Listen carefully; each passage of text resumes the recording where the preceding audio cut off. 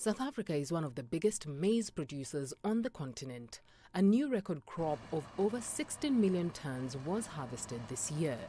But the staple is more expensive to produce and is being felt by consumers as daily power cuts continue to grip the country. Load shedding is a challenge for us. Water needs to be pumped for irrigation, grain has to be moved with lifts, diesel has to be used to keep operations going. We have to plan around that. A lot of the farmers are putting their own solar up so they can improve because the cost of power has gone up so much. Transporting maize to silos on subpar roads adds to farmers' woes.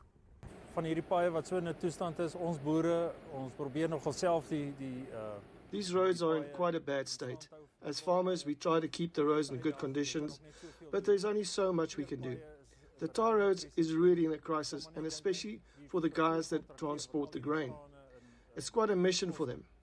Costs go up, and then the cost in the shops are going up too.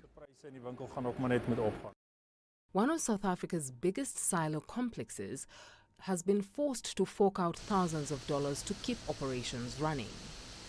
So we had to make alternative plans in order to take in the crop from the farmers by using of generators, etc., and work on several shifts, etc., to accommodate the farmers. The average cost of such a generator is anything between 600,000 and 800,000 per generator. You also have the operational cost on that generators, the services, the running cost, the diesel.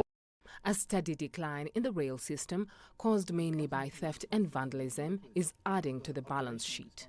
Senwes used to dispatch about 800,000 tons of commodities, soft commodities on rail. That has come down now to 90,000 tons per annum. Unfortunately, the roads can't handle the amount of quantities that needs to go down to the different delivery points, especially down to the Western Cape. It's one of the biggest consumption or units for animal feed, and that in the past were all done by rail, which is now all of a sudden all by road. To load one export vessel, we need about 300 to 400 trucks on the road.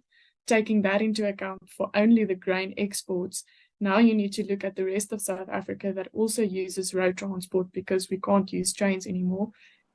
At each link in that value chain, value is added. So at the end of the value chain where the end consumer is, each link has added value to ultimately increase prices at the end. Higher inflation, fuel and food prices sparked by the Ukraine conflict has eased somewhat, but it will be a while before South Africans feel relief as they contend with high rates of unemployment and rising living expenses. Beryl Oro, CGTN.